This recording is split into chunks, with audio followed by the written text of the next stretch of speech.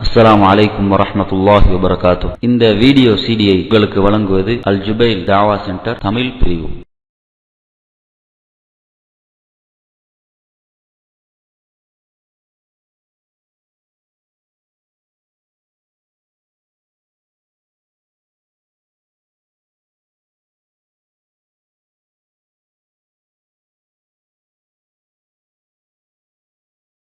பிஸ்மில்லாஹிர் ரஹ்மானிர் ரஹீம். ஹஜ் மற்றும் உம்ரா செயல்முறை விளக்கம் வழங்குபவர் மௌலவி முகமது அஸ்கர் ஜீலானி. அழைப்பாளர் அல் ஜுபைல் தாவா சென்டர் தமிழ் பிரிவு. وَأَذِّن فِي النَّاسِ بِالْحَجِّ يَأْتُوكَ رِجَالًا وَعَلَى كُلِّ ضَامِرٍ يَأْتِينَ مِنْ كُلِّ فَجٍّ عَمِيقٍ لِيَشْهَدُوا مَنَافِعَ لَهُمْ وَيَذْكُرُوا اسْمَ اللَّهِ فِي أَيَّامٍ مَّعْلُومَاتٍ عَلَى مَا رَزَقَهُم مِّن بَهِيمَةِ الْأَنْعَامِ فَكُلُوا مِنْهَا وَأَطْعِمُوا الْبَائِسَ الْفَقِيرَ. نحمده ونستعينه ونستغفره ونعوذ بالله من شرور أنفسنا ومن سيئات أعمالنا. من يهده الله فلا مضل له ومن يضلله فلا هادي له. وأشهد أن لا إله إلا الله وحده لا شريك له وأشهد أن محمدا عبده ورسوله. أما بعد. يا أيها الذين آمنوا اتقوا الله حق تقاته ولا تموتن إلا وأنتم مسلمون.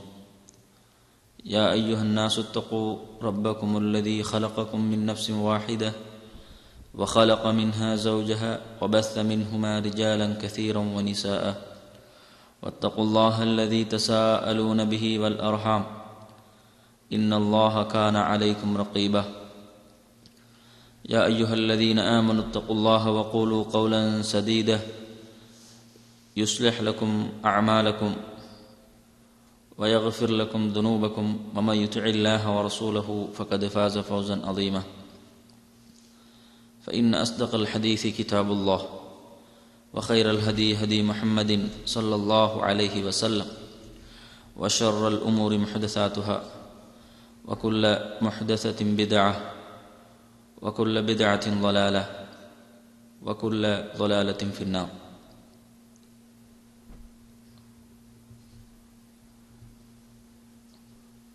என் அருமை சகோதரர்களே,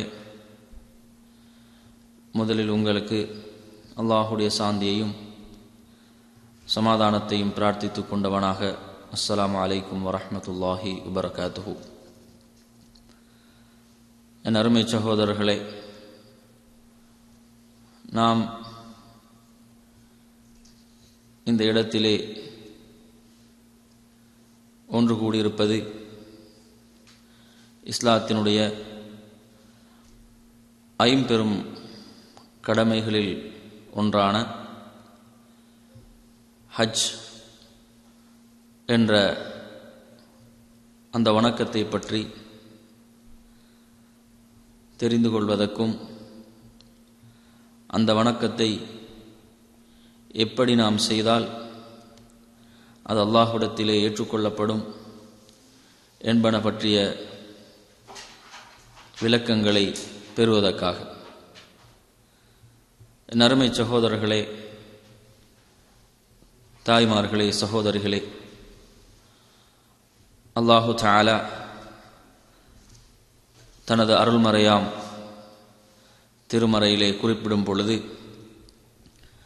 இன்ன அவ்வல பைத்தின் வுதிஅ லின்னாஸி லல்லதீ பிபக்கத முபாரகம் வஹுதன் லில் ஆலமீன் فيه آيات بينات مقام إبراهيم ومن دخله كان آمنا ولله على الناس حج البيت من استطاع إليه سبيلا ومن كفر فإن الله غني عن العالمين. மூன்றாவது அத்தியாயத்தினுடைய 96, 97 ஆகிய வசனங்கள். அல்லாஹுவை வணங்குவதற்காக அல்லாஹு தஆலா மனிதர்களுக்காக அமைத்த முதல் ஆலயம் நிச்சயமாக மக்காவிலே அமைந்துள்ளது. அது பாக்கியமிக்கதாகவும் முழு உலக மக்களுக்கும் வழிகாட்டக்கூடியதாகவும் அதேபோன்று அதில் தெளிவான அத்தாட்சிகளும் இப்ராஹிம் அலைஹிஸ்ஸலாம் அவர்கள் நின்ற இடமும் அதிலே இருக்கிறது. எவர்கள் அந்த ஆலயத்துக்குள் நுழைந்து விடுகின்றார்களோ அவர்கள் அச்சமற்றவர்களாக ஆகிவிடுகின்றார்கள். எவர்களுக்கு அந்த ஆலயத்துக்கு சென்று ஹஜ் என்ற வணக்கத்தை நிறைவேற்றுவதற்கு சக்தி இருக்கிறதோ அவர்கள் அல்லாஹுக்காக அந்த வணக்கத்தை நிறைவேற்றுவது கடமையாகும். இவர்கள் அதை நிராகரிப்பார்களோ நிச்சயமாக அல்லாஹ் அகிலத்தார் அனைவரை விட்டும் தேவையற்றவனாக இருக்கின்றான்.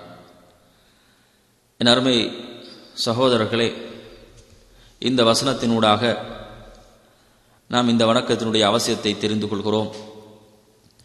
அதை செய்வதற்கு யாரெல்லாம் சக்தி பெற்றிருக்கிறார்களோ அவர்கள் மீது அந்த வணக்கம் கடமை என்பதையும் இந்த வசனத்தினூடாக நாம் புரிந்து கொள்கிறோம். அதேபோன்று அல்லாஹ்வின் தூதர் ஸல்லல்லாஹு அலைஹி வஸல்லம் அவர்கள் குறிப்பிடும் பொழுது, அல்லாஹ் உங்கள் மீது ஹஜ்ஜை கடமையாக்கியிருக்கிறான், எனவே நீங்கள் ஹஜ் செய்யுங்கள் என்ற ஹதீஸ் முஸ்லிம் போன்ற கிரந்தங்களிலே பதிவாக இருக்கிறது. வேறொரு ரிவாயத்தில் அல்லாஹுவின் தூதர் ஸல்லல்லாஹு அலைஹி வஸல்லம் அவர்கள் குறிப்பிடும் பொழுது, இஸ்லாம் 5 தூண்களின் மீது ஸ்தாபிக்கப்பட்டிருக்கிறது. அதில் இறுதியானதாக நபி அவர்கள் குறிப்பிட்டது, எவர்களுக்கு அந்த ஆலயத்துக்கு சென்று ஹஜ்ஜை நிறைவேற்ற சக்தி இருக்கிறதோ அவர்கள் மீது ஹஜ் கடமையாகும் என்று நபி அவர்கள் குறிப்பிட்டார்கள். இந்த ஹதீஸையும் நாம் புகாரி, முஸ்லிம் போன்ற கிரந்தங்களிலே பார்க்கிறோம். எனவே என் அருமை சகோதரர்களே, தாய்மார்களே, இப்படி மிகவும் வலியுறுத்தி சொல்லப்பட்ட இஸ்லாத்தினுடைய அடிப்படை கடமைகளில் ஒன்றான இந்த ஹஜ் என்ற வணக்கம் பலராலும் அதற்கு சக்தி இருந்தும் அலட்சியப்படுத்தப்படுகின்ற ஒரு கவலையான நிலையை பார்க்கிறோம். எவர்கள் அதற்கு சக்தி பெறுகின்றார்களோ அவர்கள் அந்த வணக்கத்தை நிறைவேற்றுவதில் அவசரம் காட்ட வேண்டும். அந்த வணக்கத்தை நிறைவேற்றுவதற்கு முக்கியத்துவம் அளித்து அதற்குரிய சக்தியை பெறும் பொழுது அதை நிறைவேற்ற வேண்டும். அந்த வணக்கத்தினுடைய சிறப்பை நாம் பார்ப்போம் என்றால் அதனுடைய சிறப்புகளை பற்றி ஏராளமான ஹதீஸ்கள் பதிவாகி இருக்கின்றன. அபூ ஹுரைரா ரலியல்லாஹு அன்ஹு அவர்கள் ரிவாயத்து செய்கின்றார்கள், அல்லாஹ்வின் தூதர் ஸல்லல்லாஹு அலைஹி வஸல்லம் அவர்களிடம் அமல்களிலே சிறந்தது எது என கேட்கப்பட்ட பொழுது, அல்லாஹுவை கொண்டும் அல்லாஹுடைய தூதரை கொண்டும் நம்பிக்கை கொள்ளுதல் என்று நபி அவர்கள் பதிலளிக்கின்றார்கள். பிறகு எது என்று கேட்கப்படுகிறது, நபி அவர்கள் சொல்கிறார்கள், அல்லாஹுடைய பாதையிலே போர் புரிவது என்று சொல்கிறார்கள். பிறகு எது என்று கேட்கப்படுகிறது, நபி அவர்கள் சொல்கிறார்கள், ஒப்புக்கொள்ளப்பட்ட ஹஜ் என்று குறிப்பிடுகிறார்கள். இந்த ஹதீஸ் புகாரி போன்ற கிரந்தங்களிலே பதிவாக இருக்கக்கூடிய ஒரு ஹதீஸ். எனவே நறுமை சகோதரர்களே, இந்த ஹதீஸின் மூலமாக நாம் ஹஜ் என்ற வணக்கத்தினுடைய சிறப்பை பற்றி தெரிந்து கொள்கிறோம். அது மாத்திரமல்ல, ஆயிஷா ரலியல்லாஹு அன்ஹா அவர்கள் ஒரு முறை நபியிடத்திலே கேட்கிறார்கள், நாம் அமல்களிலே சிறந்ததாக, வணக்கங்களில் சிறந்ததாக நாம் ஜிஹாதை காணுகிறோம், ஆனால் நாம் ஜிஹாத் செய்வதில்லை என்று அவர்கள் கேட்டபொழுது நபி அவர்கள் சொன்னார்கள், ஜிஹாதிலே மிகவும் சிறந்தது ஏற்றுக்கொள்ளப்பட்ட ஹஜ் என்று நபி அவர்கள் சொல்கிறார்கள். ஒப்புக்கொள்ளப்பட்ட ஹஜ் என்று நபி அவர்கள் பதிலளிக்கிறார்கள். இதுவும் புகாரி போன்ற கிரந்தங்களில் பதிவாக இருக்கக்கூடிய ஹதீஸ். எனவே நறுமை சகோதரர்களே, இப்படி சிறப்புமிக்க ஒரு இபாதத்தை, ஒரு வணக்கத்தை நாம் அலட்சியப்படுத்தி இருக்கக்கூடாது. அதே போன்று அபூ ஹுரைரா ரலியல்லாஹு அன்ஹு அவர்கள் ரிவாயத்து செய்யக்கூடிய ஒரு செய்தி, புகாரி, முஸ்லிம் போன்ற கிரந்தங்களிலே பதிவாகி இருக்கிறது. இவர்கள் அந்த ஆலயத்துக்கு சென்று ஹஜ்ஜை நிறைவேற்றுகிறார்களோ, உடல் உறவிலே ஈடுபடாமல், தவறான வார்த்தைகள் பேசாமல், தவறான முறையில் நடந்து கொள்ளாமல் இவர்கள் இந்த ஹஜ் என்ற வணக்கத்தை நிறைவேற்றுகிறார்களோ, அவர்கள் அன்று பிறந்த பாலகர்களை போன்று திரும்புகிறார்கள் என்று நபி அவர்கள் சொல்கிறார்கள். பரிசுத்தவான்களாக, பாவங்கள் மன்னிக்கப்பட்டவர்களாக திரும்புகிறார்கள். அது மாத்திரமல்ல, அல்லாஹுவின் தூதர் ஸல்லல்லாஹு அலைஹி வஸல்லம் அவர்கள் சொல்கிறார்கள், ஒப்புக்கொள்ளப்பட்ட ஹஜ்ஜுக்கு கூலி சுவர்க்கத்தை தவிர வேறு எதுவும் இல்லை. இந்த செய்தியை நாம் முஸ்லிமிலே பார்க்கலாம். இப்படி பல சிறப்புகளை கொண்ட இந்த ஹஜ் என்ற வணக்கம் மிகவும் சிறப்புக்குரிய இந்த இபாதத் பலரால் அலட்சியப்படுத்தப்படுகின்ற கவலையான நிலையை பார்த்து கொண்டிருக்கிறோம். இதற்கு யாரெல்லாம் சக்தி பெற்றிருக்கிறார்களோ, உடல் ரீதியாகவும் பொருள் ரீதியாகவும் யாரெல்லாம் இதற்குரிய சக்தியை பெற்றிருக்கிறார்களோ, அவர்கள் இந்த வணக்கத்தை நிறைவேற்றுவது அவர்கள் மீது கடமையாக இருக்கிறது. அடுத்ததாக என் அருமை சகோதரர்களே, தாய்மார்களே, ஒரு இபாதத்தை நாம் செய்வதாக இருந்தால் அதற்கு இஸ்லாம் 2 முக்கியமான நிபந்தனைகளை விதித்திருக்கிறது. அந்த நிபந்தனைகளுக்கு உட்பட்டு அந்த வணக்கத்தை நாம் செய்யும் பொழுதுதான் அது அல்லாஹ்விடத்திலே ஏற்றுக்கொள்ளப்படுகிறது. ஏனென்றால் நம்மிலே பலர் இபாதத்துக்கள், வணக்க வழிபாடுகள் செலுத்துவதற்கு முன்னுரிமை கொடுக்கின்றார்கள். வரவேற்கத்தக்க ஒரு விடயம். அதற்கு கூடுதல் கவனம் செலுத்துகிறார்கள். இது வரவேற்கத்தக்க ஒரு விடயம். ஆனால் பல சகோதரர்கள் இந்த வணக்கத்தை நான் எப்படி செய்ய வேண்டும், இதை நான் எப்படி செய்தால் அல்லாஹ்விடத்திலே இது ஏற்றுக்கொள்ளப்படும் என்பதை பற்றியெல்லாம் சிந்திப்பதில்லை. பல சகோதரர்கள் பல லட்சங்களை செலவழித்து ஹஜ்ஜுடைய வணக்கத்தை நிறைவேற்றுவதற்காக வருகிறார்கள். ஆனாலும் அந்த வணக்கத்தை பற்றி சரியான ஒரு அறிவு அவர்களிடம் இல்லை. அதை நான் எப்படி செய்ய வேண்டும், எப்படி செய்தால் அது அல்லாஹ்விடத்தில் ஏற்றுக்கொள்ளப்படும் என்ற ஒரு சரியான ஒரு முழுமையான அறிவு அவர்களிடம் இல்லாத காரணத்தால் அதில் பல தவறுகள் நிகழ்கின்ற கவலையான காட்சிகளை பார்க்கிறோம். எனவே நாம் எந்த ஒரு இபாதத்தை செய்வதாக இருந்தாலும், வணக்கத்தை செய்வதாக இருந்தாலும், அதனுடைய நோக்கம் அது அல்லாஹ்விடத்தில் ஏற்றுக்கொள்ளப்பட வேண்டும். அதன் மூலம் நான் நாளை மறுமையிலே வெற்றி அடைய வேண்டும். அப்படியானால் அது எப்படி அது செய்யப்படும் பொழுது அது அல்லாஹ்விடத்திலே ஏற்றுக்கொள்ளப்படுமோ அந்த முறையிலே அந்த இபாதத்தை நாம் செய்ய வேண்டும். பல லட்சங்களை செலவழித்து பல தியாகங்களை மேற்கொண்டு ஒரு வணக்கத்தை செய்கிறோம். ஆனால் அது அல்லாஹ்விடத்திலே புறக்கணிக்கப்படுகிறது என்றால் அதில் எந்த ஒரு பயனும் கிடையாது. என் அருமை சகோதரர்களே, அதனால் ஹஜ்ஜாக இருக்கலாம், உம்ராவாக இருக்கலாம், தொழுகையாக இருக்கலாம், நோன்பாக இருக்கலாம், ஏனைய எப்படியான ஒரு இபாதத்தாக வணக்கமாக இருந்தாலும் அதை நாம் எப்படி செய்தால் அல்லாஹ் ஏற்றுக்கொள்வானோ அந்த முறையிலே நாம் செய்ய வேண்டும். அதிலே மிக முக்கியமான நிபந்தனையாக இருப்பதுதான் இஹ்லாஸ், உள தூய்மை. ஒரு இபாதத், வணக்கம் ஏற்றுக்கொள்ளப்படுவதற்குரிய முக்கியமான நிபந்தனையாக இருக்கக்கூடியது இஹ்லாஸாக இருக்கிறது. அல்லாஹு தஆலா ஹஜ்ஜை பற்றி சொல்லும் பொழுது கூட எப்படி சொல்கிறான்? வலில்லாஹி அலன்னாஸ் ஹஜ்ஜுல் பைத்தி மன் இஸ்ததா இலைஹி சபீலா. இவர்களுக்கு சக்தி இருக்கிறதோ அவர்கள் அந்த வணக்கத்தை அல்லாஹுக்காக செய்வது அவர்கள் மீது கடமை. அல்லாஹுக்காக என்று அல்லாஹு தஆலா சொல்கிறான். மற்றும் ஒரு இடத்திலே குறிப்பிடும் பொழுது சூரத்துல் பக்ராவிலே 196வது வசனமாக இது இடம்பெறுகிறது. அந்த ரப்புல் ஆலமீன் குறிப்பிடுகிறான், வாத்திமுல் ஹஜ்ஜ வல் உம்ரத லில்லாஹ்.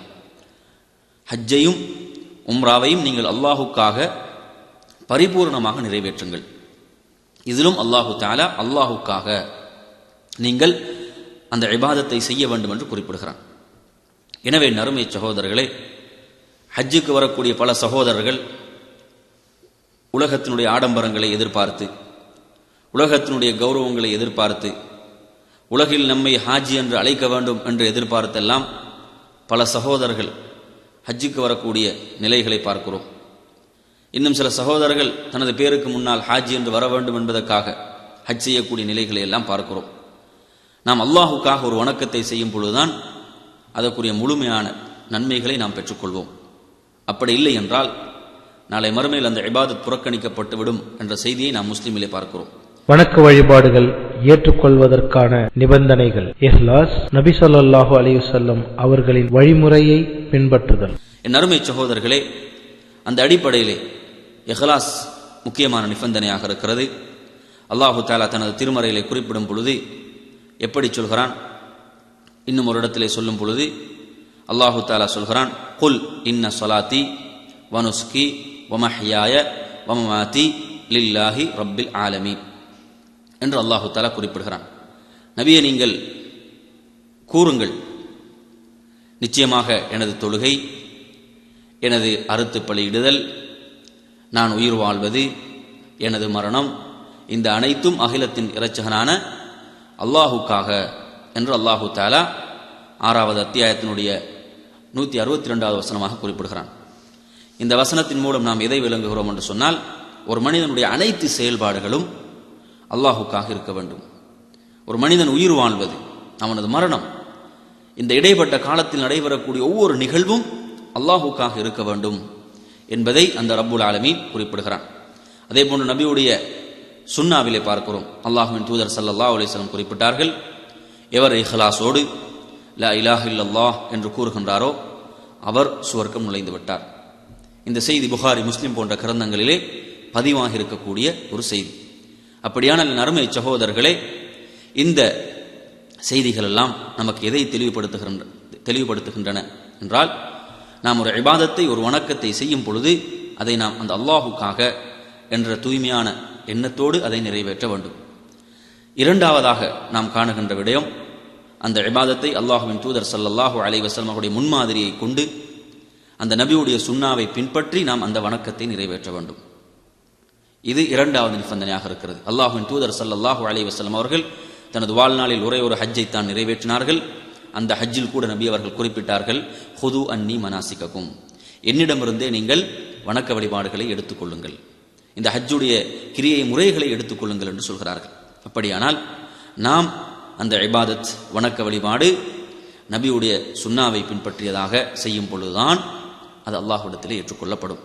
அல்லாஹு தஆலா குர்ஆனிலே குறிப்பிடும் பொழுது 59வது அத்தியாயத்தினுடைய 7வது வசனமாக குறிப்பிடுகிறான், வமா ஆதாக்குமுர் ரசூல் ஃபஹுதூஹு வமா நஹாக்கும் அன்ஹு ஃபந்தஹு.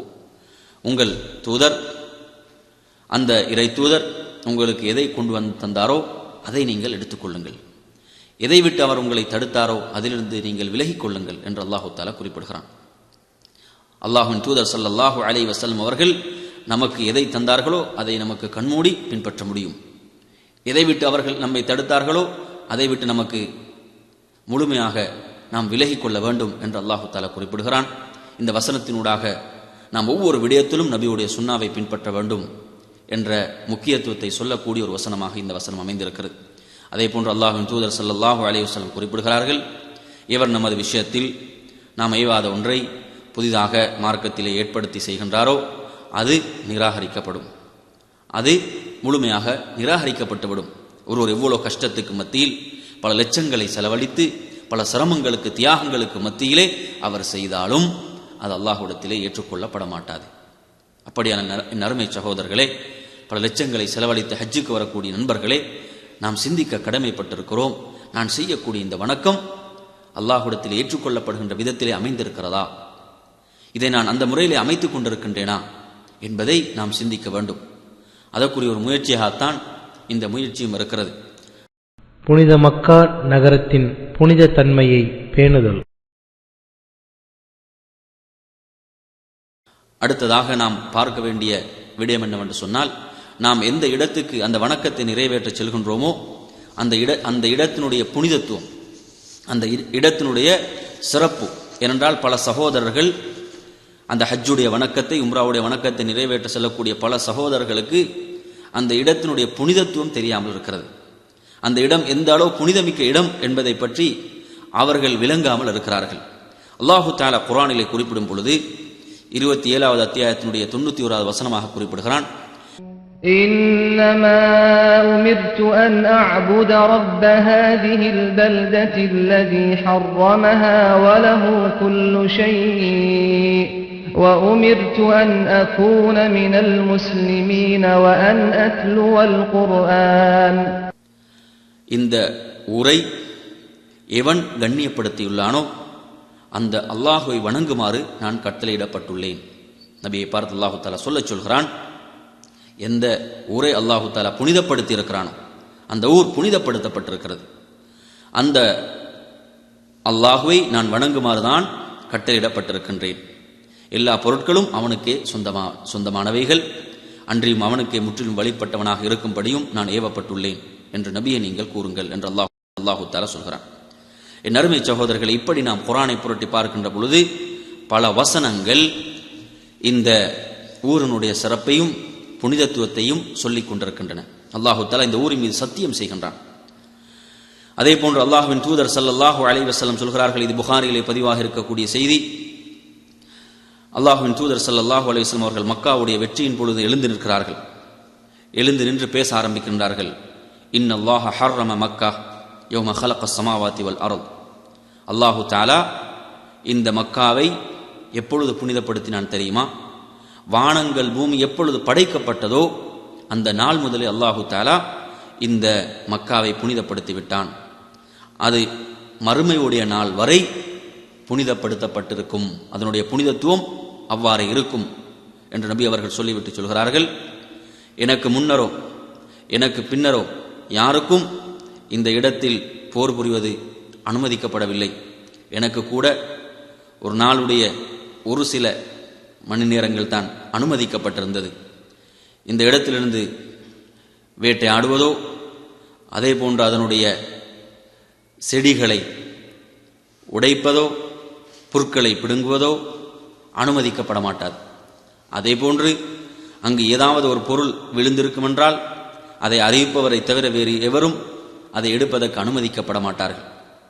அப்பொழுது அப்பாஸ் இப்னு அப்துல் முத்தலிஃப் எழுந்து கேட்கிறார், யா ரசூலல்லாஹ், நாம் இதுகர் என்று சொல்லக்கூடிய ஒரு புல்லை நாம் பயன்படுத்துகிறோம். நமது வீட்டுக்காக உலோகப் பொருட்களுக்காக பயன்படுத்தக்கூடியது இருக்கிறது. இந்த விடயத்தில் நமக்கு அனுமதி தாருங்கள் என்று கேட்கும் பொழுது நபி அவர்கள் மௌனமாக இருந்துவிட்டு இதுகரை தவிர என்று சொல்கிறார்கள். அது அனுமதிக்கப்பட்டது என்று சொல்கிறார்கள். எனவே இந்த செய்தியை நான் ஏன் உங்களுக்கு குறிப்பிட்டேன் என்று சொன்னால், நாம் செல்லக்கூடிய இடம் அந்த அளவு புனிதமிக்க ஒரு இடமாக இருக்கிறது. அல்லாஹுவால் புனிதப்படுத்தப்பட்ட ஒரு இடமாக இருக்கிறது. அல்லாஹுவின் தூதர் ஸல்லல்லாஹு அலைஹி வஸல்லம் அவர்கள் அதனுடைய புனிதத்துவத்தை பாதுகாத்திருக்கிறார்கள். சஹாபாக்கள் அதனுடைய புனிதத்துவத்தை பாதுகாத்தார்கள். நாம் அந்த இடத்துக்கு செல்லும் பொழுது அதனுடைய புனிதத்துவத்தையும் நாம் விளங்கியவர்களாக அந்த இடத்துக்கு நாம் செல்ல வேண்டும். ஹஜ்ஜின் வகைகள்.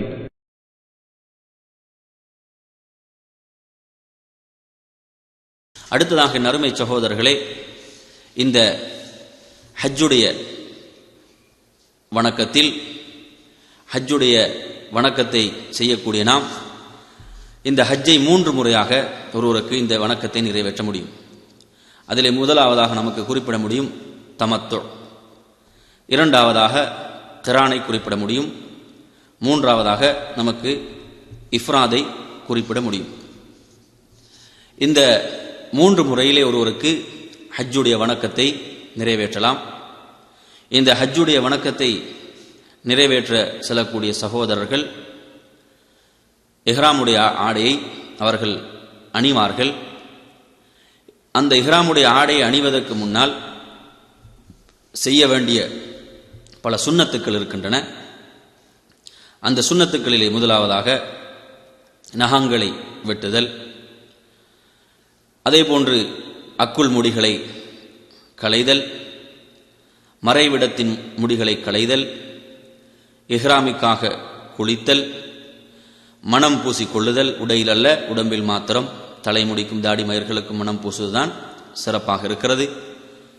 அதே போன்று 6வதாக இஹ்ராம் ஆடை ஆண்களுக்கு வெண்மையாக இருத்தல்.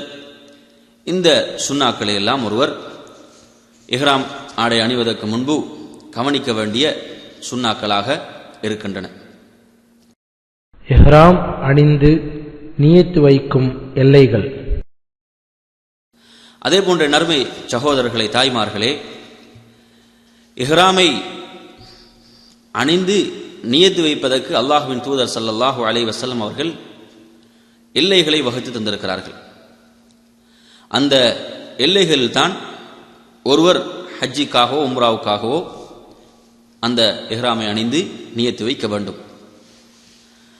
அந்த அடிப்படையில் நாம் பார்ப்போம் என்று சொன்னால், இஹ்ராம் அணிந்து நியத்து வைக்கக்கூடிய எல்லைகளை நாம் பார்க்கும் பொழுது, கர்னுல் மனாசில், இதை சைருல் கபீர் என்றும் அழைப்பார்கள். இது தாயிஃபுக்கு சமீபமாக இருக்கக்கூடிய ஒரு இடம். இது நஜீத் வாசிகளினதும் அவ்வழியாக வரக்கூடியவர்கள், ரியாதை சார்ந்தவர்கள், ஜுபைலை சார்ந்தவர்கள், தம்மாமை சார்ந்தவர்கள், அந்த வழியாக வரக்கூடிய அனைவருடைய எல்லையாக அந்த எல்லை இருக்கிறது. இது ஒரு மக்காவுக்கு கிழக்கே இருக்கக்கூடிய ஒரு மலையினுடைய பெயராக இருக்கிறது. இது மக்காவிலிருந்து சுமார் 95 கிலோமீட்டர் தொலைவிலே அமைந்திருக்கக்கூடிய ஒரு இடம். இரண்டாவதாக யலம்லம், இது மக்காவிலிருந்து சுமார் 60 கிலோமீட்டர் தூரத்தில் உள்ள ஜித்தா பகுதியில் அமைந்துள்ள சாதியா என்று சொல்லக்கூடிய ஒரு இடம். இலங்கை, இந்தியா போன்ற நாடுகளிலிருந்து வருபவர்களுக்கும் இவ்வழியாக வருபவர்களுக்கும் இதுதான் எல்லையாக இருக்கின்றது. இஹ்ராம் அணிந்து ஹஜ்ஜிக்காக உம்ராவுக்காக நியத்து வைக்கக்கூடிய எல்லையாக இருக்கிறது.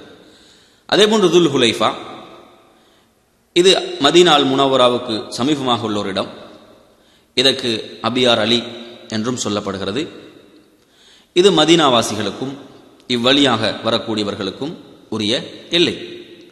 இது மக்காவுக்கு தெற்கே சுமார் 450 கிலோமீட்டர் தொலைவில் அமைந்திருக்கக்கூடிய ஒரு இடம். அதே போன்று அல் ஜுஹ்ஃபா, இது சிரியாவாசிகளுக்கும் இவ்வழியாக வருபவர்களுக்குரிய எல்லை. இது மக்காவுக்கு வடக்கே சுமார் 187 கிலோமீட்டர் தொலைவிலே அமைந்திருக்கக்கூடிய ஒரு இடம். அதே போன்று தாத்துல் இர்க், இது ஈராக் வாசிகளது எல்லையாக, அதே போன்று இவ்வழியாக வரக்கூடியவருடைய எல்லையாக இது இருக்கிறது. மக்காவாசிகளை பொறுத்தவரையில் அவர்கள் மக்காவிலேயே இஹ்ராம் அணிந்து நியத்து வைப்பார்கள். அதே போன்று இந்த எல்லைக்குள் இருப்பவர்கள், எல்லைகளுக்கு உள்ளே இருப்பவர்கள், அவர்கள் இருக்கக்கூடிய இடங்களிலே இஹ்ராம் அணிந்து அவர்கள் ஹஜ்ஜுக்காக உம்ராவுக்காக நியத்து வைப்பார்கள். இங்கே கவனிக்க வேண்டிய இன்னும் ஒரு விடயம் என்னவென்றால், அதாவது விமானத்திலே பயணம் செய்து ஹஜ்ஜுக்கு வரக்கூடியவர்கள், கடல் மார்க்கமாக வரக்கூடியவர்கள், இவர்களெல்லாம் அவர்கள் அந்த எல்லைகளை நெருங்குகின்ற பொழுது, எல்லைகளை அண்மிக்கின்ற பொழுது அவர்களுக்கு சொல்லப்படும், இப்பொழுது நீங்கள் இஹ்ராமுக்கான எல்லையை, இஹ்ராம் அணிந்து நியத்து வைக்கக்கூடிய அந்த எல்லையை நீங்கள் கடந்து கொண்டிருக்கிறீர்கள், நீங்கள் நியத்து வைக்க வேண்டும் என்று அங்கே சொல்லப்படும். அந்த நேரத்தில் ஒருவர் அவர் ஹஜ்ஜுக்காக உம்ராவுக்காக நியத்தை வைத்துக் கொள்ள வேண்டும். இஹ்ராமுடைய ஆடையை பொறுத்தவரையிலே அவருக்கு அந்த இஹ்ராமுடைய ஆடையை வீட்டிலிருந்தே அணிந்து கொண்டு வர முடியும். வீட்டிலிருந்தே அதை அணிந்து கொண்டு வரலாம். அல்லது அவர் பிரயாணம் செய்யக்கூடிய, அது கப்பலாக இருக்கலாம், விமானமாக இருக்கலாம், அதிலிருந்து கூட அதை அணிந்து கொண்டு அந்த இடம் வருகின்ற பொழுது அவர் நியத்தை வைத்துக் கொள்ள வேண்டும். இது எல்லைகள் சம்பந்தமாக அல்லாஹ்வின் தூதர் ஸல்லல்லாஹு அலைஹி வஸல்லம் இந்த எல்லைகளை வகுத்து தந்திருக்கிறார்கள். இந்த எல்லைகளில் நாம் இஹ்ராம் அணிந்து நியத்தை வைத்துக் கொள்ள வேண்டும்.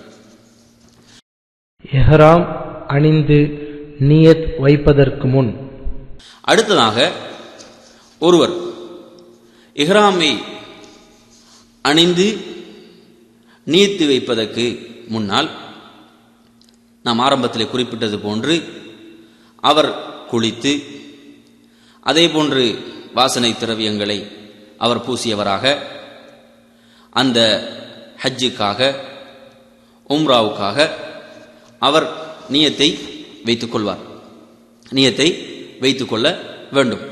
நியத்தை அவர் எப்படி வைப்பார் என்று சொன்னால், நியத் வைக்கும் முறை நாம் ஆரம்பத்திலே பார்த்தது போன்று ஹஜ்ஜை நமக்கு 3 வகையாக ஹஜ்ஜை செய்ய முடியும். அது தமத்து, கிரான், இஃப்ராத் என்று பார்த்தோம். அவர் எந்த முறையிலே ஹஜ்ஜை செய்கின்றாரோ அந்த வகையிலே அந்த நியத்தை அமைத்துக் கொள்ள வேண்டும். ஒருவர் தமத்து முறையிலே ஹஜ் செய்கின்றார் என்றால் அவர் அந்த தமத்து முறையை ஹஜ் செய்வதற்காக நியத்தை வைத்துக் கொள்வார். அல்லாஹுக்காக செய்வதாக நியத்தை வைத்துவிட்டு லப்பைக உம்ரதம் முத்தமத்தியம் பிஹா இலல் ஹஜ், ஹஜ்ஜை உம்ராவையும் சேர்த்து நியத்து வைத்தவனாக உனது ஆலயத்துக்கு உனது அழைப்பை ஏற்று நான் வந்துவிட்டேன் என்ற அடிப்படையிலே ஒருவர் நியத்து வைப்பார். அல்லது கிரான் மாத்திரம் செய்யக்கூடிய ஒருவர், கிரானை மாத்திரம் செய்யக்கூடிய ஒருவர் லப்பைக்க ஹஜ்ஜன் வ உம்ரத்தன், ஹஜ்ஜையும் உம்ராவையும் சேர்த்து நியத்து வைத்தவனாக உன் சமூகம் வந்துவிட்டேன் என்று அவர் சொல்வார். அதே போன்று இஃப்ராத் முறையிலே ஹஜ் செய்யக்கூடியவர்கள் லப்பைக்க ஹஜ்ஜன் என்று சொல்லியவராக ஹஜ்ஜை மாத்திரம் நியத்து வைத்தவனாக உன் சமூகம் வந்துவிட்டேன் என்று அவர் வாயால் மொழிவார். நியத்தை மனதால் வைத்து இந்த வார்த்தைகளை வாயால் மொழிவார். எனவே நறுமை சகோதரர்களே, இந்த அடிப்படையிலே தான் நியத்தை ஒருவர் அமைத்து கொள்ள வேண்டும். இந்த இஹ்ராம் ஆடை அணிந்து நியத்து வைத்ததற்கு பின்னால் இஹ்ராமிற்கு பின் செய்ய வேண்டிய சுன்னத்துகள். இஹ்ராம் ஆடையை அணிந்து ஒருவர் நியத்து வைத்ததற்கு பின்னால் கவனிக்க வேண்டிய சில முக்கியமான விடயங்கள், சுன்னாக்கள் இருக்கின்றன. நறுமை சகோதரர்கள், நாம் நினைத்துவிடக்கூடாது இஹ்ராம் என்பது ஆடைக்கு சொல்லக்கூடிய ஒரு பெயர் அல்ல. இஹ்ராம் என்பதை பொறுத்தவரையில் ஒரு குறிப்பிட்ட வணக்கத்துக்குள் நாம் நுழைகின்றோம். ஒரு குறிப்பிட்ட வணக்கத்துக்குள், அது ஹஜ் உம்ரா, இந்த ஒரு குறிப்பிட்ட வணக்கத்துக்குள் நுழைவதற்குத்தான் இஹ்ராம் என்று சொல்லப்படும். இந்த ஆடைக்கு, இந்த இரண்டு துணிகளுக்கு சொல்லக்கூடிய பெயரல்ல. ஒருவர் இஹ்ராம் ஆடை அணிந்து அவர் நியத்து வைப்பதற்கு முன்பு அவருக்கு அனைத்தும் அனுமதிக்கப்படும். எப்பொழுது ஹஜ்ஜுக்காக உம்ராவுக்காக நியத்து வைத்து விட்டாரோ அதற்கு பிறகுதான் அங்கு அனைத்தும் தடுக்கப்படுகிறது. என் அருமை சகோதரர்களை, இஹ்ராம் ஆடை அணிந்ததற்கு பிறகு கவனிக்க வேண்டிய சுன்னத்துக்களை பொறுத்தவரையில் தல்பியா சொல்லுதல். ஆண்கள் இந்த தல்பியாவை சப்தமிட்டு சொல்ல வேண்டும். ஆண்களை பொறுத்தவரையில் ஆண்கள் இந்த தல்பியாவை சப்தமிட்டு சொல்ல வேண்டும். அதே போன்று பெண்களை பொறுத்தவரையில் பெண்கள் இதை மௌனமாக தங்களுக்குள் இதை சொல்லிக் கொள்ள வேண்டும். இந்த தல்பியாவுடைய முறையை பொறுத்தவரையில் லப்பைக் அல்லாஹும்ம லப்பைக் லப்பைக் லா ஷரீக லக லப்பைக் இன்னல் ஹம்த வன் நிஅமத லக வல் முல்க் லா ஷரீக லக். இப்படி ஒருவர் தல்பியாவை சப்தமிட்டு ஆண்கள் சொல்லிக் கொண்டிருக்க வேண்டும்.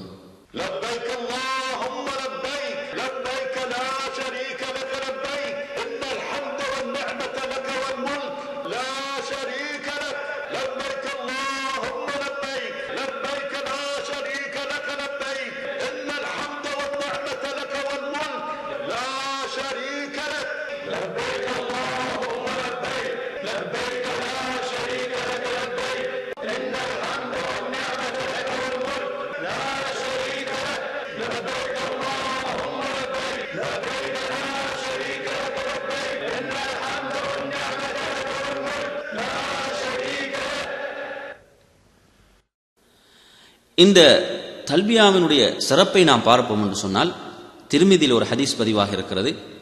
அபூபக்கர் சித்திக் ரலியல்லாஹு அன்ஹு அவர்கள் நபியிடத்திலே ஹஜ்ஜிலே மிகச் சிறந்தது எது என்று கேட்ட பொழுது நபி அவர்கள் சொல்கிறார்கள், தல்பியாவை உரத்து சொல்வது, தல்பியாவை சப்தமிட்டு சொல்வது ஹஜ்ஜிலே சிறந்த ஒரு காரியம் என்று சொல்கிறார்கள்.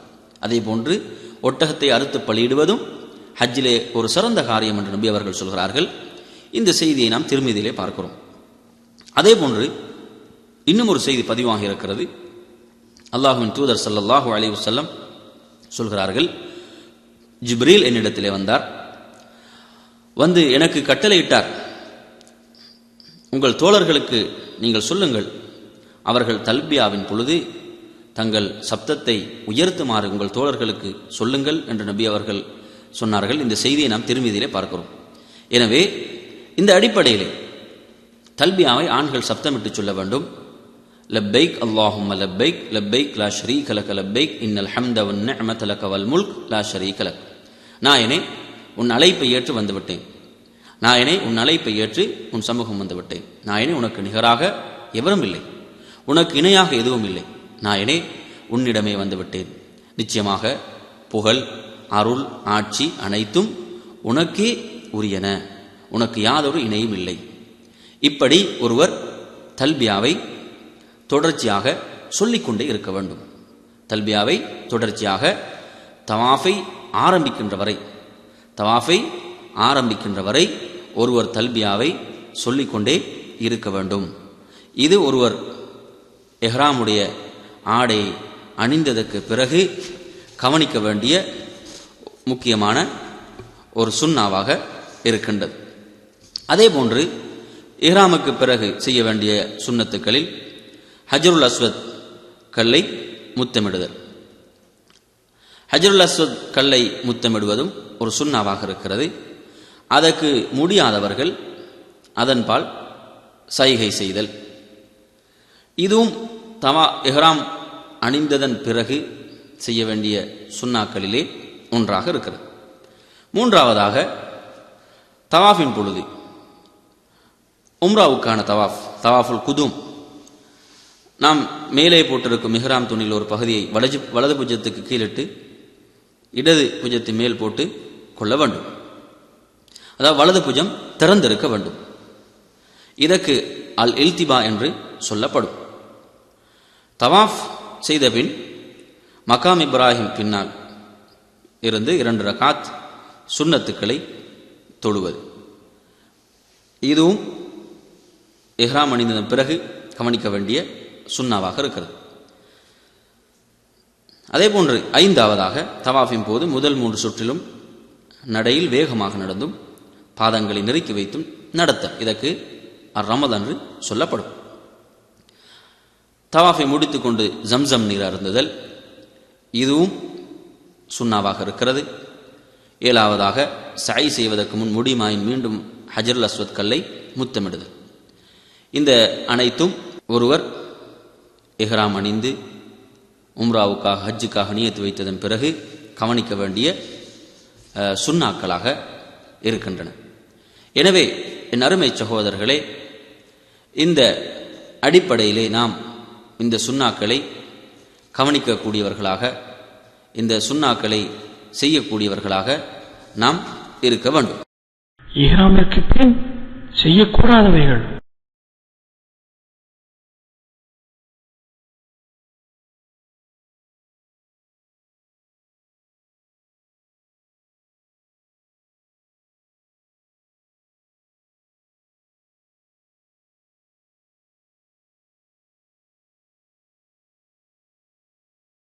அடுத்ததாக நாம் கவனிக்க வேண்டியவை என்னவென்றால், இஹ்ராம் அணிந்து நியத்து வைத்ததன் பின் தடுக்கப்பட்டவைகள் மீசை களைதல், அதே போன்று தலைமுடிகளை வெட்டுதல், நகங்களை வெட்டுதல்,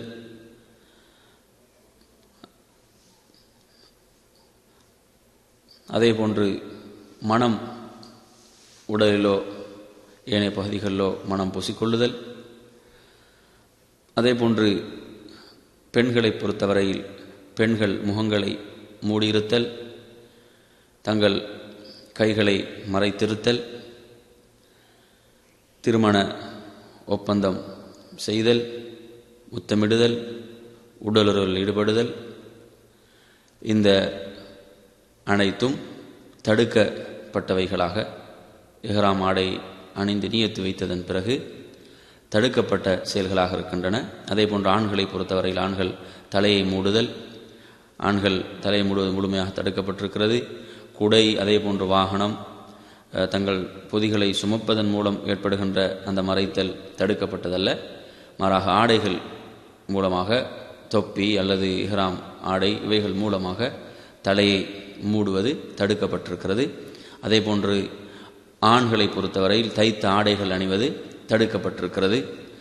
தலையை மறைத்தல், அதே போன்று உள்ள ஆடைகளை அணிதல், பெனியன் போன்றவைகள் இவைகளை அணிதல், இந்த அனைத்தும் தடுக்கப்பட்டதாக. அதே போன்று தங்கள் கரண்டை கால் உட்பட அனைத்தும் மறைக்கப்பட்ட விதத்தில் அணிதல், செருப்பு, அதே போன்று மோதிரம், கை கடிகாரம், இவைகள் பெல்ட் போன்றவைகள் அனுமதிக்கப்பட்டவைகளாக இருக்கின்றன. அவைகள் தடையில்லை. அதே போன்று இஹ்ராம் ஆடையிலே ஏதாவது அழுக்குகள் படிந்திருக்கும் என்று சொன்னால் அதற்கு மாற்றமாக வேறொரு இஹ்ராம் துணியை மாற்றிக்கொள்வதில் எந்த தடையும் இல்லை.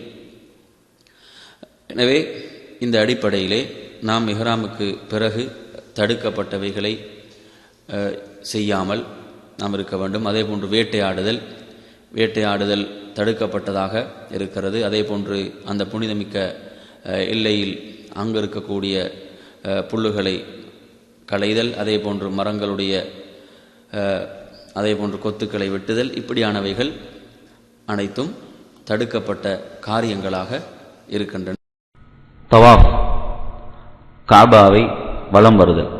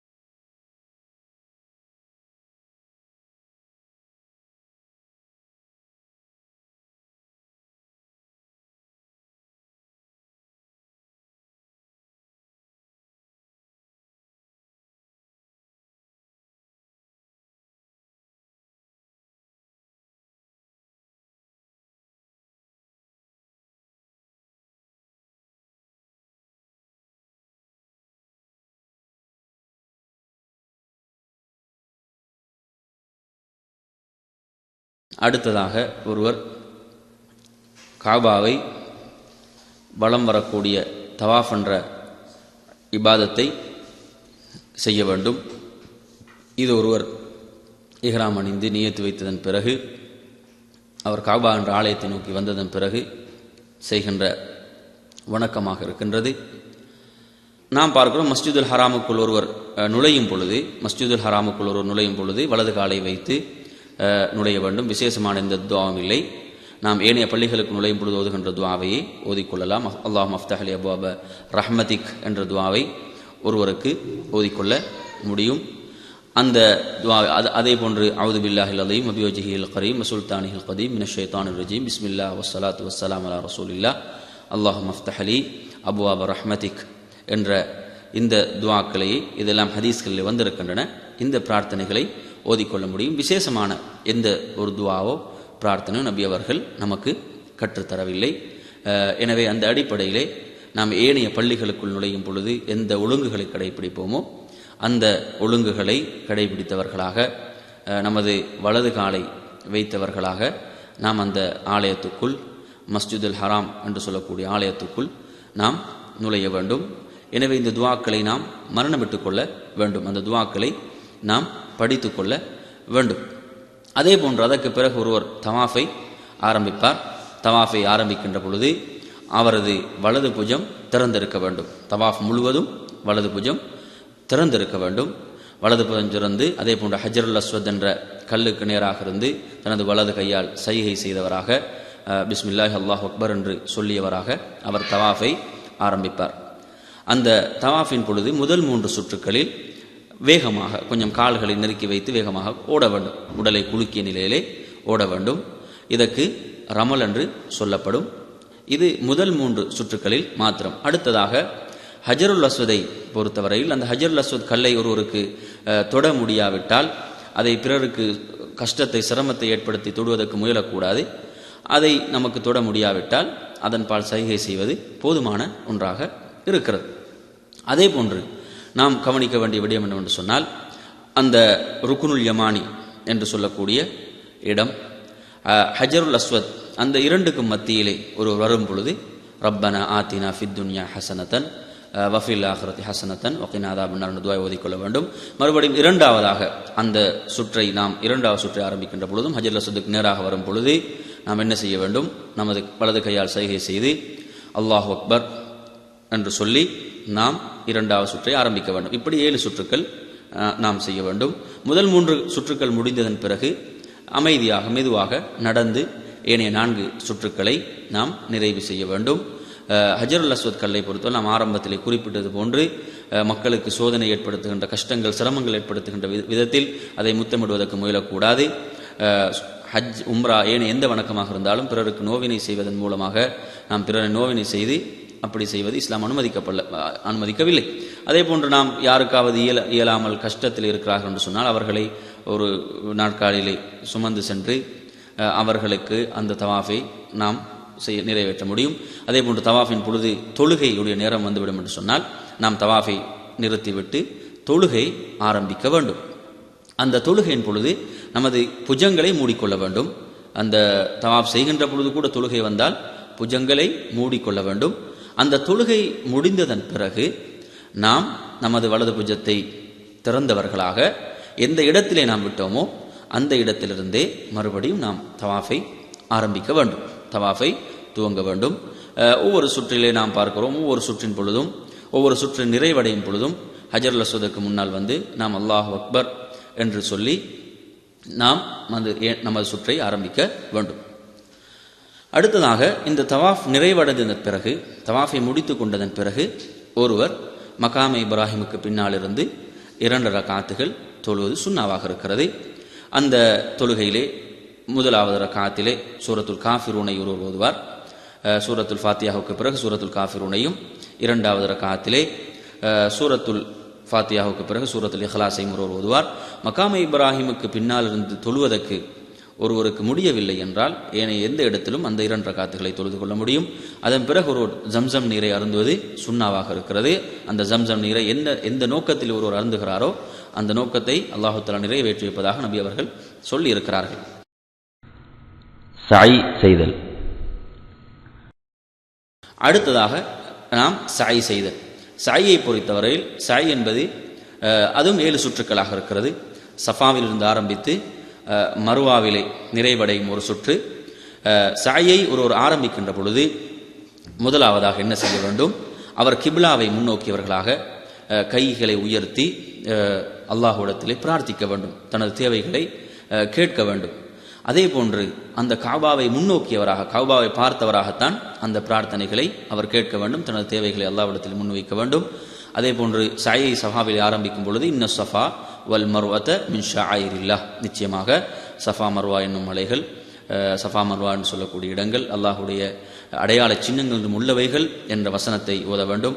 அதற்கு பிறகு பின்வரும் வரக்கூடிய அந்த துஆவை, திக்ரை நாம் 3 முறை ஓதிக்கொள்ள வேண்டும். லா இலாஹ இல்லல்லாஹு வஹ்தஹு லா ஷரீக லஹு லஹுல் முல்கு வ லஹுல் ஹம்து வ ஹுவ அலா குல்லி ஷைஇன் கதீர். லா இலாஹ இல்லல்லாஹு வஹ்தஹு அன்ஜஸ வஅத வ நஸர அப்த வ ஹஸமல் அஹ்ஸாப வஹ்த.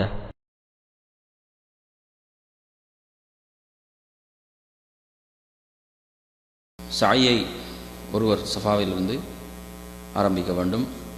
நீங்கள் பார்த்து கொண்டிருக்கின்றீர்கள், இப்பொழுது சஃபாவுடைய மலை மீது ஏறி காபாவை முன்னோக்கியவராக 2 கைகளையும் உயர்த்தி அல்லாஹ்விடத்திலே பிரார்த்தனைகளை கேட்க வேண்டும், பிரார்த்தனைகளிலே ஈடுபட வேண்டும். அல்லாஹ்வின் தூதர் இந்த இடத்திலே கைகளை உயர்த்தி பிரார்த்தித்திருக்கிறார்கள். நமது தேவைகளை, அதே போன்று முஸ்லிம் உம்மத்துடைய தேவைகளை எல்லாம் நாம் பிரார்த்திக்க வேண்டும். அந்த சாய்வின் பொழுது வலது புஜம் திறந்திருப்பது என்பது ஒரு தவறான செயல். தவாஃபின் போது மாத்திரம்தான் வலது புஜம் திறந்திருக்க வேண்டும். வலது புஜங்கள் அந்த 2 புஜங்களும் மூடி இருக்க வேண்டும். இப்பொழுது நீங்கள் பார்க்கின்றீர்கள், சஃபாவிலிருந்து மர்வாவை நோக்கி சாய் செய்கின்ற காட்சியை நீங்கள் பார்க்கின்றீர்கள். சாயின் பொழுது விசேஷமாக ஓத வேண்டிய பிரார்த்தனைகள், துவாக்கள் எதுவும் இல்லை. நமக்கு தெரிந்த துவாக்கள், நமக்கு தேவையான துவாக்களை, பிரார்த்தனைகளை ஒருவருக்கு கேட்டுக்கொள்ள முடியும். அதே போன்று பச்சை நிற பல்ப் வருகின்ற பொழுது வேகமாக ஒருவர், ஆண்கள் குறிப்பாக ஓட வேண்டும், பெண்கள் அமைதியாக செல்ல வேண்டும். அடுத்த பச்சை நிற பல்ப் வரும் வரை வேகமாக ஆண்கள் ஓட வேண்டும், பெண்கள் அமைதியாக செல்ல வேண்டும்.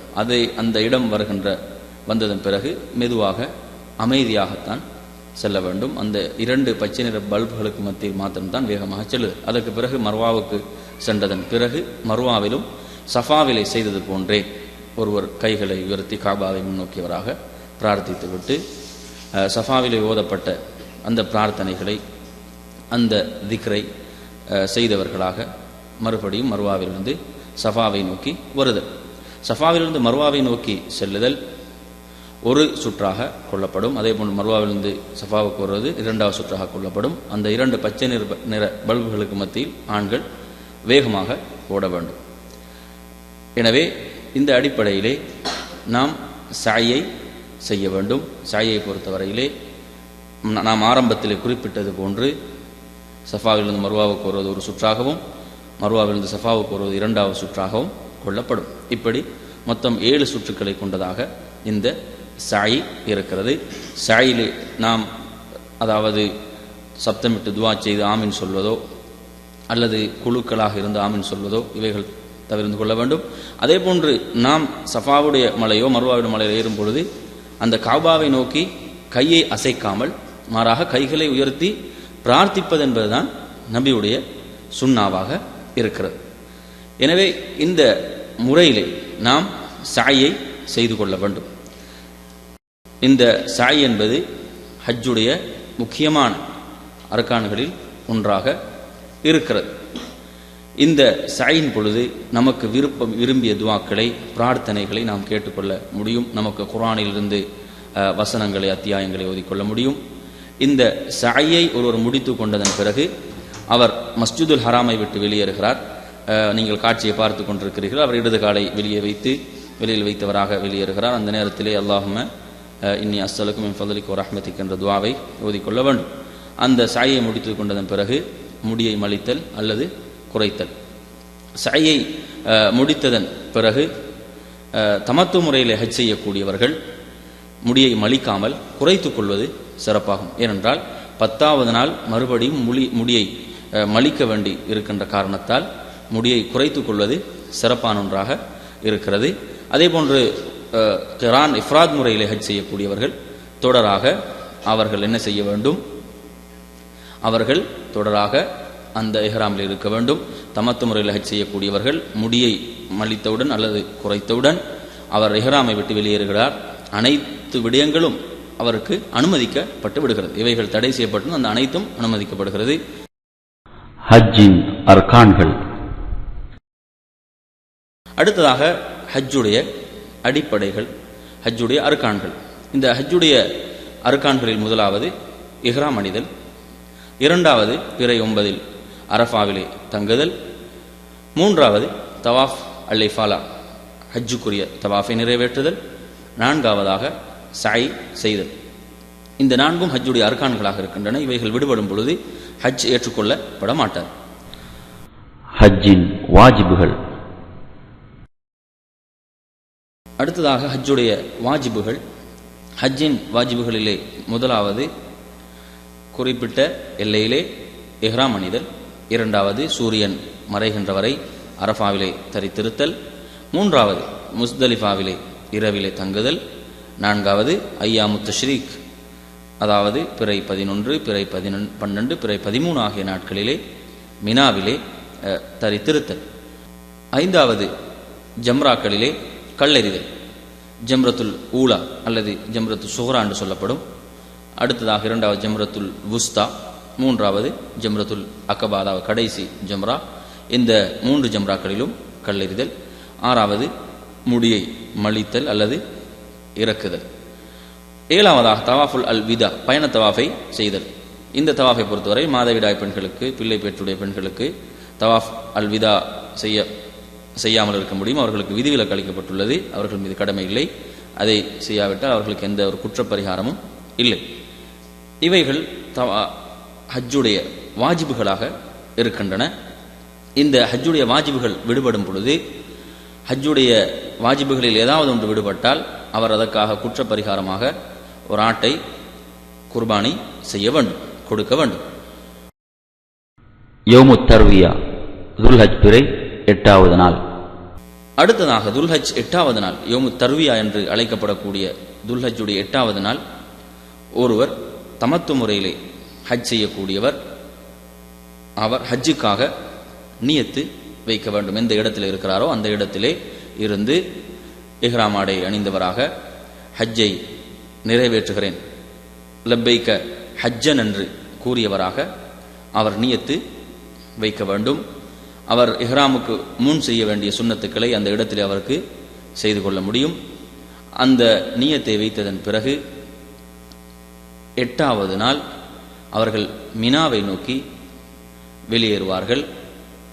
அந்த தமத்து முறையில் ஹஜ் செய்யக்கூடியவர்கள் இஹ்ராம் அணிவதற்கு முன்பு குளித்து கொண்டு அந்த இஹ்ராம் ஆடைகளை அணிந்து ஹஜ்ஜுக்காக நீங்கள் பார்த்து கொண்டிருக்கின்ற இந்த காட்சிகளிலே வருவது போன்று லப்பைக்க ஹஜ்ஜன் என்று சொல்லியவராக ஹஜ்ஜுக்காக நியத்து வைப்பார். கிரான் இஃப்ராத் முறையில் ஹஜ் செய்யக்கூடியவர்கள் தொடராக இஹ்ராமிலே அவர்கள் இருப்பார்கள். அதற்கு பிறகு, அதாவது பிற 8லிருந்து தல்பியாவை ஆரம்பிக்க வேண்டும். எதுவரை என்று சொன்னால் ஜம்ரத்துல் அகபாவிலே கல்லெறிகின்ற வரை தொடர்ச்சியாக தல்பியா கூறியவராக இருக்க வேண்டும். அந்த மினாவிலே தங்கக்கூடிய நாட்களில் தொழுகைகளை பொறுத்தவரையில் அந்த உரிய நேரத்திலே லுஹருடைய தொழுகையை 4 ரக்காத்துகளாக இருக்கக்கூடிய அந்த லுஹருடைய தொழுகை 2 ரக்காத்துகளாக, அதே போன்ற அசருடைய தொழுகை, இஷாவுடைய தொழுகை, இந்த தொழுகை எல்லாம் உரிய நேரத்திலே சுருக்கி 2 ரக்காத்துகளாக தொழ வேண்டும். மக்ரிப், ஃபஜ்ர் போன்ற தொழுகைகளை உரிய நேரத்திலே அந்த உரிய ரக்காத்துக்களை தொழுது கொள்ள வேண்டும். சுருக்கி தொழப்பட வேண்டிய தொழுகைகள் லுஹரும் அசரும் இஷாவுமாக இருக்கிறது. இந்த முறையிலே மினாவிலே ஒருவர் இருக்கக்கூடிய இந்த நாட்களிலே, மினாவில் இருக்கக்கூடிய இந்த 8வது நாளிலே அவர் அதிகமாக திக்ர்கள் செய்ய வேண்டும். நாங்கள் மினாவுடைய காட்சிகளை இப்பொழுது பார்த்து கொண்டிருக்கிறோம். இந்த மினாவிலே தங்கக்கூடிய 8வது நாளை பொறுத்தவரையில் அதில் நாம் அதிகமாக திக்ர்களில், துஆக்களிலே நாம் ஈடுபடுவது. மினாவில் இருக்கக்கூடிய மஸ்ஜிதுல் ஹைஃபை நாம் பார்த்து கொண்டிருக்கிறோம். இந்த மஸ்ஜிதுல் ஹைஃப் மினாவிலே அமைந்திருக்கிறது. மினாவிலே நாம் எந்த இடத்திலே தங்குகிறோமோ அந்த இடத்திலே தங்கியிருந்து அல் குர்ஆனை ஓதுவது, துஆக்களில் ஈடுபடுவது, திக்ர்களை செய்வது, தொழுகைகளை உரிய நேரத்திலே ஜமாஅத்தோடு நாம் நிறைவேற்றுவது, இந்த விடயங்களை நாம் கவனிக்க வேண்டும்.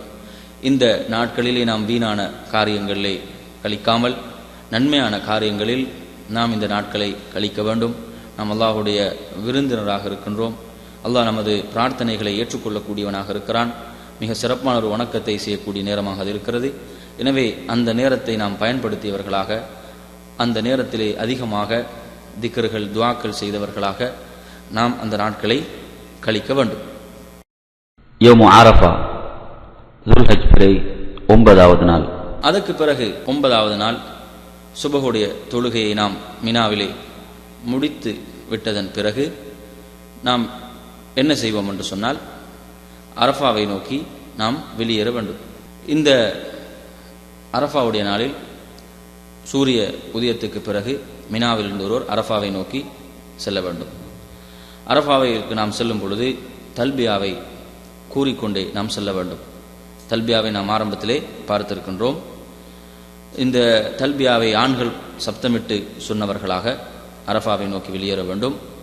அரஃபாவிலே இருக்கக்கூடிய அந்த மஸ்ஜிதை பொறுத்தவரையில் அந்த மஸ்ஜிதினுடைய முன்பகுதி அரஃபாவினுடைய எல்லைக்கு வெளியே இருக்கின்ற காரணத்தால் அந்த பள்ளியிலே தங்கக்கூடியவர்கள் குதுபாவுடைய உரையை கேட்டு முடித்ததன் பிறகு அவர் அந்த பள்ளியுடைய பின்பகுதிக்கு வந்துவிட வேண்டும்.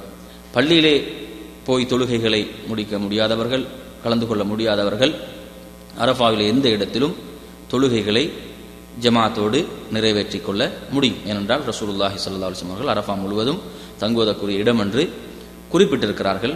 எனவே அந்த இடத்திலே பள்ளியிலே தான் தங்க வேண்டும் என்ற ஒரு அவசியம் கட்டாயம் இல்லை. அது முடியாவிட்டால் வேண்டிய இடத்திலே அரஃபாவிலே தங்கிக் கொள்ள முடியும். அதே போன்று நாம் கவனிக்க வேண்டிய விடயம் என்று சொன்னால், அந்த அரஃபாவிலே தங்கி இருக்கக்கூடிய நாளிலே ஒருவர் லுஹரையும் அசரையும் ஒரு அதான் 2 இகாமத்துக்களோடு நிறைவேற்ற வேண்டும். லுஹரை 4 ரக்காத்துக்களை 2ஆக சுருக்கி தொழுதுவிட்டு அசரை முற்படுத்தி சேர்த்து சுருக்கி தொழ வேண்டும். இகாமத்து கூறி அசருடைய 4 ரக்காத்துகளை 2 ரக்காத்துகளாக லுஹரோடு முற்படுத்தி தொழ வேண்டும். சூரியன் நன்றாக மறைகின்ற வரை அரஃபாவிலே ஒருவர் தங்கி இருக்க வேண்டும். அரஃபாவுடைய நாளை பொறுத்தவரையில் அது மிகவும் சிறப்புக்குரிய ஒரு நாளாக இருக்கிறது. அல்லாஹு தஆலா அதிகமாக நரகத்துக்குரியவர்களை விடுதலை செய்கின்ற ஒரு நாளாக இருக்கிறது என்று நபி அவர்கள் சொல்லியிருக்கிறார்கள். அல்லாஹு தஆலா தனது அடியார்களை பற்றி பெருமையோடு வானவர்களிடம் பேசுகின்ற ஒரு நாளாக இருக்கிறது. அதே போன்று நபி அவர்கள் சொல்லியிருக்கிறார்கள், அந்த அரஃபாவுடைய நாளிலே அதிகம் ஓத வேண்டிய திக்ர் லா இலாஹ இல்லல்லாஹு வஹ்தஹு லா ஷரீக லஹு லஹுல் முல்கு வலஹுல் ஹம்து வஹுவ அலா குல்லி ஷைஇன் கதீர் என்ற திக்ரைத்தான் அதிகம் ஒரு அரஃபாவுடைய நாளிலே ஓத வேண்டிய திக்ராக இருக்கின்றது. அதே போன்ற எல்லைகள் குறிக்கப்பட்டிருக்கும், அரஃபாவுடைய ஆரம்பம், அரஃபாவுடைய முடிவு. எனவே அவைகளை நாம் கவனத்தில் கொண்டு நான் அரஃபாவுக்குள் தங்குகின்றேனா என்பதை உறுதிப்படுத்திக் கொள்ள வேண்டும். அரஃபாவை பொறுத்தவரை நபி அவர்கள் சொன்னார்கள், அரஃபா அதாவது ஹஜ் என்பதே அரஃபாவில் தங்குவதுதான் என்று சொல்லியிருக்கிறார்கள். அந்த அளவு முக்கியமான ஒன்றாக அது இருக்கிறது. எனவே நாம் உறுதி செய்து கொள்ள வேண்டும், நான் அரஃபாவுக்குள் தங்கி இருக்கின்றேனா என்பதை உறுதிப்படுத்திக் கொள்ள வேண்டும். இந்த அரஃபாவுடைய நாளை பொறுத்தவரையில் அந்த நாளை நாம் மிகவும் சிறப்புக்குரிய ஒரு நாளாக அது இருக்கின்ற காரணத்தால் நாம் துஆக்களில் பிரார்த்தனைகளில் அதிகம் ஈடுபட வேண்டும். கூட்டாக பிரார்த்தனைகளில் ஈடுபட்டு ஆமீன் சொல்லக்கூடிய முறையில் நபி அவர்கள் நமக்கு சொல்லித்தரவில்லை. தனித்தனியாக ஒவ்வொருவராக நாம் பிரார்த்தனைகளில் ஈடுபட வேண்டும். அரஃபாவிலே இருக்கக்கூடிய மலை மீது ஏறுவது ஒரு சிறப்பான காரியம், ஒரு புனிதமான காரியம் என்று சிலர் நினைக்கிறார்கள். அப்படி ஒன்றும் கிடையாது. அரஃபாவை பொறுத்தவரையில் முழு அரஃபாவும் தங்குவதற்குரிய இடமாக இருக்கின்றது. எனவே இந்த அடிப்படையிலே நாம் இந்த அரஃபாவிலே தங்கிவிட்டு அந்த நாளை நல்ல முறையிலே துஆக்களிலே பிரார்த்தனைகளை கழித்து அதற்கு பிறகு நாம் அரஃபாவை விட்டு வெளியேற வேண்டும். அங்கே நடக்கின்ற அந்த உரை அதை நமக்கு கேட்க முடியும் என்று சொன்னால், அந்த பள்ளிக்குள் சென்று அமர்ந்து அதை கேட்க முடியுமானால் அதை நாம் கேட்பது. அதற்கு முடியாவிட்டால் நாம் அரஃபாவிலே தங்கி திக்ருகள், துஆக்கள், பிரார்த்தனைகளிலே ஈடுபடுவது. எனவே இந்த அரஃபாவுடைய நாளிலே நாம் இப்படியான நன்மையான காரியங்களை செய்யக்கூடியவர்களாக அதிகம் அல்லாஹ்விடம் துஆக்களை, பிரார்த்தனைகளை செய்யக்கூடியவர்களாக நாம் இருக்க வேண்டும். அந்த நாளை நாம் பயன்படுத்திக் கொள்ள வேண்டும். சூரியன் நன்றாக மறைகின்ற வரை அரஃபாவிலே தங்கிவிட்டு சூரியன் மறைந்ததன் பிறகு மக்ரிபை அரஃபாவிலே தொழாமல் அரஃபாவை விட்டு முஸ்தலிஃபாவை நோக்கி வெளியேற வேண்டும். முஸ்தலிஃபாவை நோக்கி நாம் வெளியேறுகின்ற பொழுதும் தல்பியாக்களை சொன்னவர்களாக, ஆண்கள் சப்தமிட்டு தல்பியா சொன்னவர்களாக வெளியேற வேண்டும். நாம் அந்த காட்சிகளை இப்பொழுது பார்த்து கொண்டிருக்கிறோம். எனவே முழுமையாக சூரியன் மறைந்ததன் பிறகு அரஃபாவிலிருந்து ஒருவர் முஸ்தலிஃபாவை நோக்கி வெளியேற வேண்டும். சூரியன் மறைவதற்கு முன்னர் ஒருவர் அரஃபாவை விட்டு வெளியேறக்கூடாது.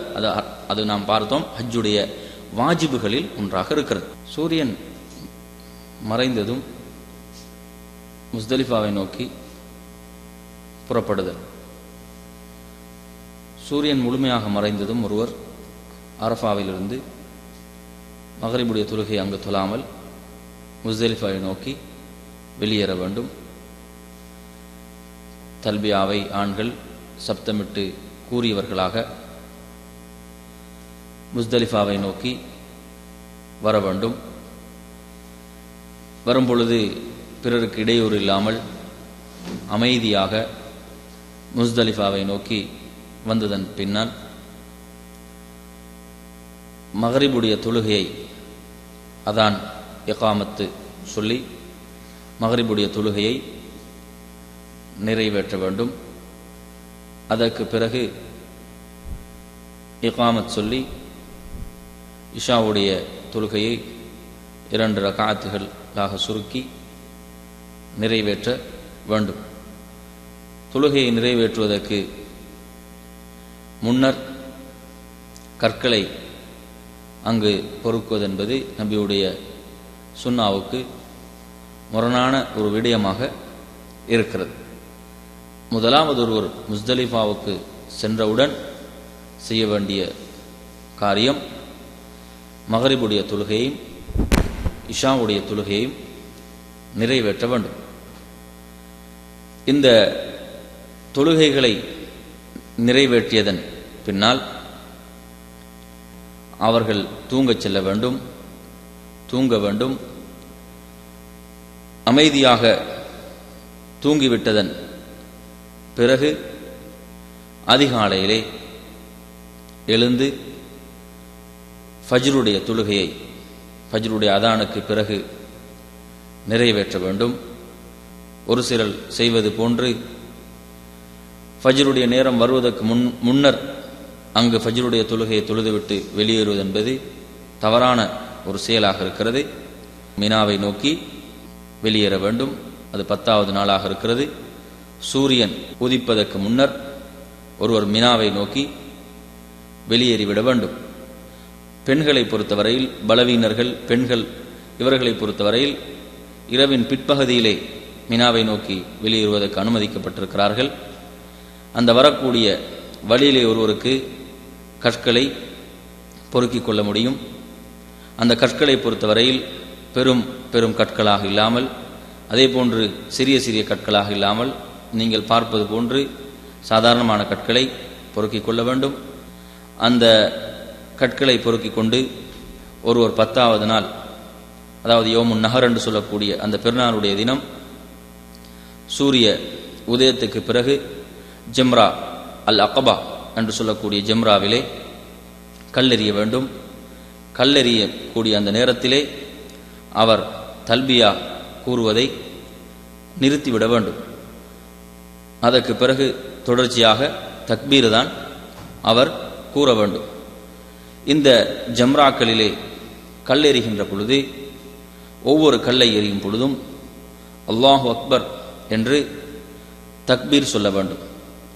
ஒவ்வொரு கல்லை எறியும் பொழுதும் அல்லாஹு அக்பர் என்று தக்பீர் சொல்ல வேண்டும். அந்த ஜம்ரத்துல் அகபாவிலே கல்லெறியும் பொழுது மக்கா இடதுபுறமாகவும் மினா வலதுபுறமாகவும் இருக்கின்ற நிலையிலே கற்களை எறிய வேண்டும். கற்கள் எரியும் பொழுது ஒருவர், அதாவது ஷைத்தானுக்கு எறிவதாக நினைத்து கொண்டல்லாமல் நபியுடைய சுன்னாவை பின்பற்றுகின்ற எண்ணத்திலே அந்த கற்களை எறிய வேண்டும். அந்த கற்களை எரிகின்ற பொழுது நாம் பிறருக்கு நோவினை செய்வதோ, பிறருக்கு நோவினை ஏற்படுத்துகின்ற விதத்தில் அந்த இடத்திலே நாம் நடந்து கொள்வதோ கூடாது. செருப்புக்களால் எறிவதோ அல்லது ஏனைய பொருட்களால் எறிவதோ நபியுடைய சுன்னாவிலே, அதாவது இல்லாத ஒரு விடயம். நாம் காட்சிகளை பார்த்து கொண்டிருக்கின்றோம். இந்த இடத்தில் நாம் 7 கற்களை எரிந்ததன் பிறகு நாம் உறுதிப்படுத்திக் கொள்ள வேண்டும், நாம் எரிகின்ற ஒவ்வொரு கல்லும் அந்த குறிப்பிட்ட அந்த வட்டத்துக்குள் விழுகின்றதா என்பதையும். அப்படி கற்கள் தவறும் பொழுது அதற்கு பகரமாக இன்னொரு கல்லை எரிந்து கொள்ள வேண்டும். முறையடியாக 7 கற்களை எறிவது கூடாது. ஒவ்வொரு கல்லாகத்தான் அந்த இடத்திலே நாம் எறிய வேண்டும். அந்த கற்கள் எறிவதை அந்த நாம் எரிந்து விட்டதன் பிறகு அதை முடித்து கொண்டதன் பின்னர் நாம் அதற்கு பிறகு தல்பியாவை நிறுத்தியவர்களாக தக்பீர் கூறுவதைத்தான் ஆரம்பிக்க வேண்டும். அல்லாஹ் அக்பர் அல்லாஹ் அக்பர் அல்லாஹ் அக்பர் என்ற தக்பீர் கூறுவது. அதற்கு பிறகு நாம் அறுத்து பலியிடக்கூடிய, அது ஆடாக இருக்கலாம், ஒட்டகமாக இருக்கலாம், மாடாக இருக்கலாம், அந்த பிராணியை நாம் அறுத்து பலியிடுவது. அல்லாஹுக்காக தமத்து முறையிலே ஹஜ் செய்யக்கூடியவர்கள், கிரான் முறையிலே ஹஜ் செய்யக்கூடியவர்கள் பிராணியை அறுத்து பலியிட வேண்டும். இஃப்ராத் முறையிலே ஹஜ் செய்யக்கூடியவர்களுக்கு இது குர்பானி கிடையாது.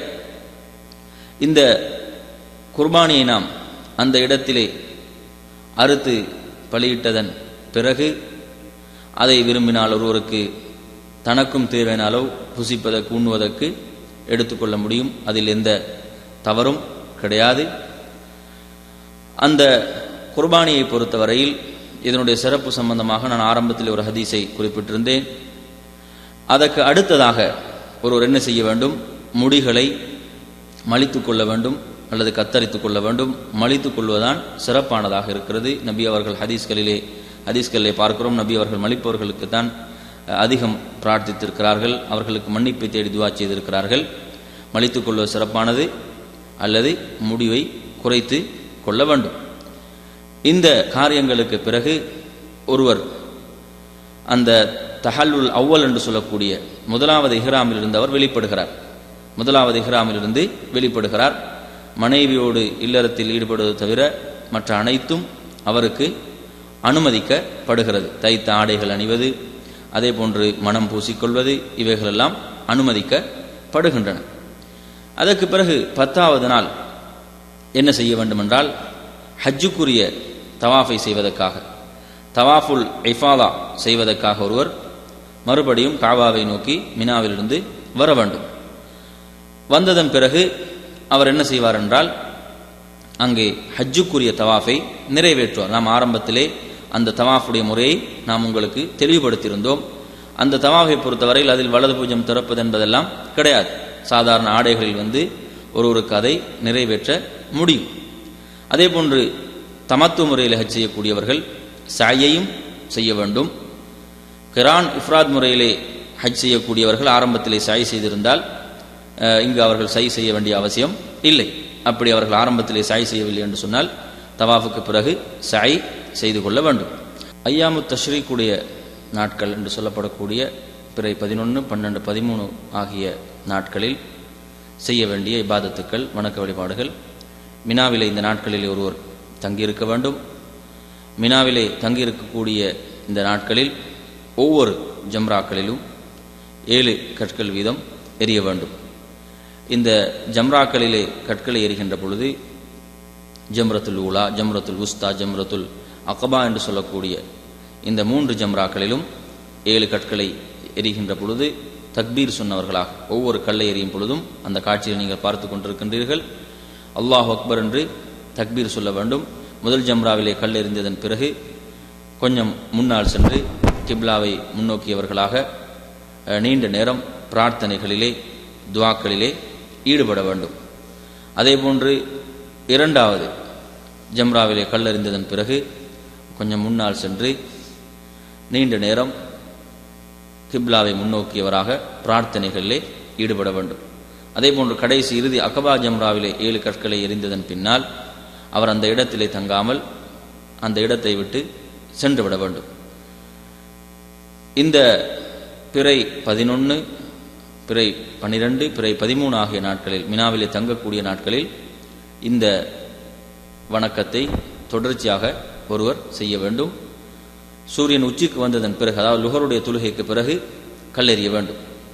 கல்லெறிவதை ஒருவர் செய்ய வேண்டும்.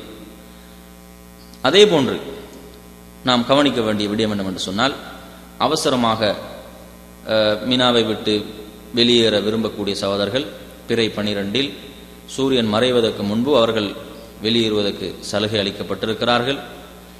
பிறை 13 தங்கக்கூடியவர்கள் பிறை 13லும் கற்களை எறிந்துவிட்டு வெளியேற வேண்டும்.